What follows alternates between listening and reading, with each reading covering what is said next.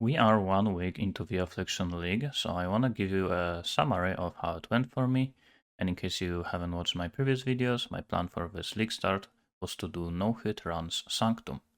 Also, I apologize if I sound pretty bad. Unfortunately, I got sick today, so I have a sore throat.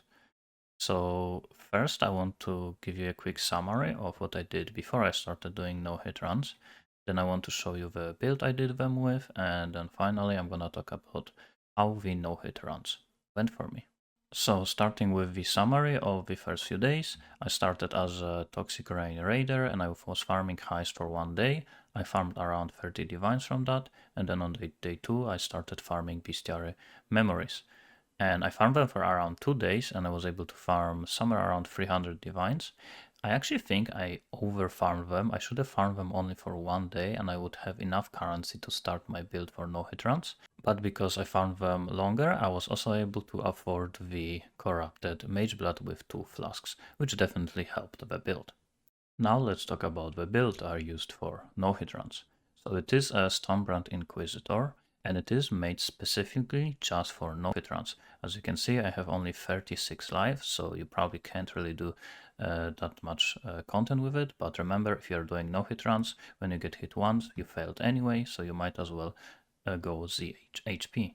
And if you want PoE for this build, I'm gonna have it in my Discord, and eventually I'm probably gonna swap around a few pieces here and there. I'm gonna make it viable for other content, and when I do that, I am also gonna post my PoE in there. So the way this build works, again, I have basically no HP, and this allows me to use a bunch of auras. So I have Enlighten level 4, Hatred, Zealotry, Haste, and also Precision, Purity of Fire with Arrogance, so it is reserving my life, and Vitality. And I need to have a certain level, so for example, Vitality has to be level 17, and every other aura can be level 21. That's because of the amount of life I have and reservation, just so I can still use the Righteous Fire. And also for the Righteous Fire, basically the main reason I am using it is because of 40% additional more damage. And to use that, that's why I need the Vitality, and I also had to cap my Fire Resist, and I also am using the Purity of Fire because of this, so with 82% and being the Inquisitor, so Inquisitor gives you additional life regeneration and vitality, I'm able to sustain my Righteous Fire. Other than that, I don't have to worry about any defenses, so I have a minus cold, lightning res, chaos res, and I don't have almost any life. And this also allows me to use Annihilating Light. Normally it reduces your elemental resistances, which is a big downside, but again, I don't care about my resist except for the fire res. My helmet is pretty standard Stormbrand helmet. I'm not gonna go in details how to craft it in here, but it does cost somewhere between 20 and 50 divines depending on your luck. And my main skill is Stormbrand of Indecision, so this is the new Stormbrand. It does way more DPS, and also it has quality, 20% more damage with hits against branded enemy. Arcane Surge, Swift Brand, and Empower level 4 are my other supports. For the amulet, I am using Simplex Amulet, and the main reason I am using it is because of the brand attachment range. So it does increase the explicit modifier magnitudes by 100%, and brand attachment range is one of the most important things for no-hit runs. So when I am casting my brands and enemies are even off-screen, my brand just reaches out to them. It is extremely important. So I have brand attachment range on my amulet, on my gloves, also on 3, there are some brand attachment range here, and also on my cluster jewels. So I have 1, 2, and 3 grand design. So I do have quite a lot of brand attachment range. And it also gives +2 lightning skill gems and crit multi. It is pretty easy to craft. You just use essence that gives crit multi. Then you craft cannot roll attack modifiers, and you just use harvest craft, add the lightning modifier and remove a random modifier, and you have 50-50 to either remove a crafted mod or crit multi, and then you just craft brand attachment range. For the rings, I'm using Call of Brotherhood ×2, simply for the freezes, and freezes is another very important thing for no-hit runs. Basically, for no-hit runs, you want to have as much damage as possible. You want to have off-screen range, which is solved by brand attachment range. You want to freeze enemies, which is the reason why I'm converting to cold. And you also want to have decent mobility, which is why I'm using Mage Blood with Quicksilver Flask and Silver Flask.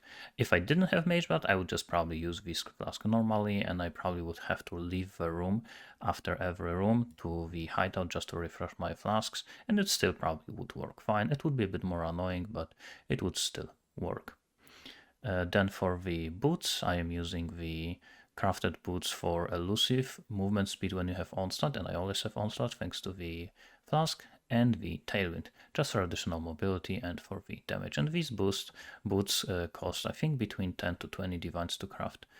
And for the gloves, I am using these ones for Cooling Strike and Unnerve. Also, one suffix I have is Fires. I actually got pretty lucky with this. I crafted brand attachment range on this, and if I didn't have this Fire Res, I probably would need Fire Res on my chest. And with chest, I actually got unlucky, and I did get a random suffix, so that's why I couldn't craft the Fire Res. But for the chest, I am using the influence chest with 2 influence modifiers, so percentage crit chance and increased effect of auras. And because I'm using so many auras, this is a pretty important modifier. And I need to craft some additional life on some of my pieces of gear so I can use the vitality level 17 and also be able to use Righteous Fire. For the flasks, because I am using the Mage Blood, I can't use any magic utility flask except for these 2. So I went for 3 unique ones, so Bottled Faith, Atsir's Promise, and also Vessel of Vinctar. This is probably the least important one. For my tree, I am using a double cluster jewel setup. So here, Snowstone, Thunderstruck, and Widespread Destruction. The Thunderstruck and Widespread Destruction do not matter as much. Storm is the most important one. It gives a ton of damage, so I have 2 of them. And for the medium ones, I am using 3 with Grand Design and Remarkable. So I have brand attachment range, and you always cast additional brand. So this is 33% plus 33 and plus 35 here. And for the last one, I am using the effect of non-damaging ailments because it can give me the Blast Freeze, which gives freezes you inflict spread to other enemies. And this is pretty good for the basically freezing everything in the Sanctum. You always want all of your enemies to be frozen. And this is also another reason why capping your crit chance without things like Bottled Faith and Assassin Mark is pretty important. That's why I'm using the increased crit chance on this flask, so I pretty much always have 100% crit chance. For my regular jewels, I am using the Watcher's Eye with percentage crit chance while Hatred, and Consecrated Ground makes enemies take 9% increased damage. And that which was taken, this is the new jewel that you can use this league.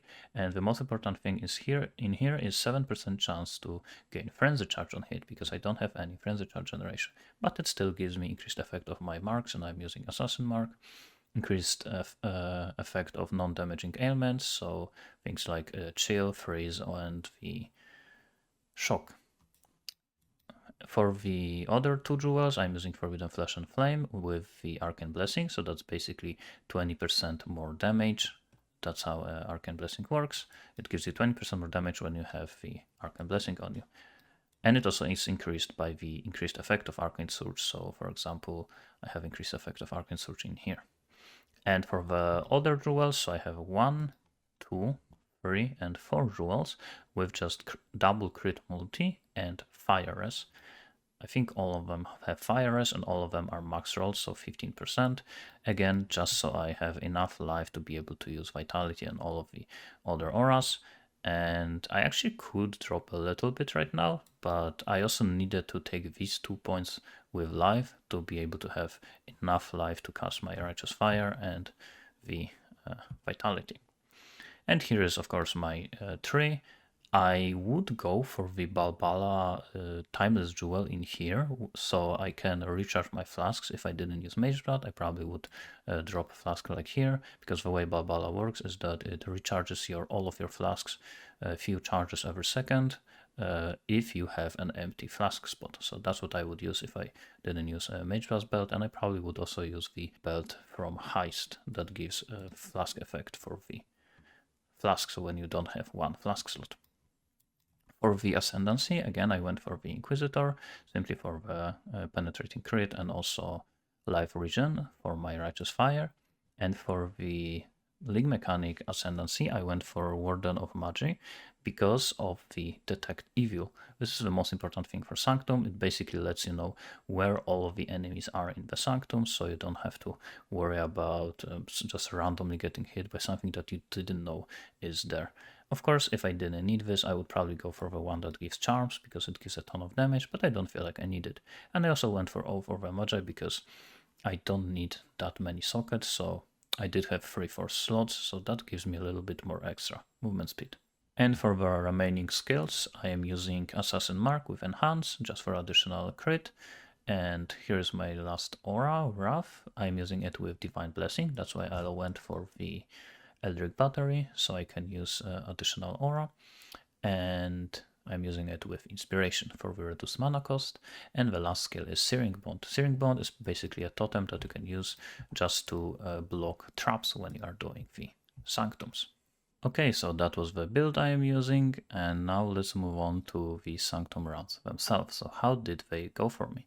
So of course, before I started doing the Sanctum runs, I did buy some relics. I used, I believe, 3 or 4 relics with Reveal Additional Room, and also one with Bosses Take Increased Damage. And the reason why I went with that one is normally I can handle all of the bosses, pretty much killing them immediately. But if I get unlucky with some afflictions and monsters have more life and take reduced damage, then I might have some issues. So just to be safe, I took one relic like that. And of course, even in practice runs, when I do get hit once, I'm dead because I just have 34 alive. So all of the practice runs were basically simulation of an actual run. And during these runs, I did learn a few things. I did definitely fail a few of them at the beginning, but after a while I started succeeding them. And I believe at some point I did finish 3 of them in a row, so I was quite confident with doing no-hit runs. So I did put in the relic, and well, let me show you the clip how my first run went. And this is, by the way, the last room before the Lycia. So in here, right behind the corner is the door, and after that door is the last boss, and after that basically run is over. So let me show you what happened.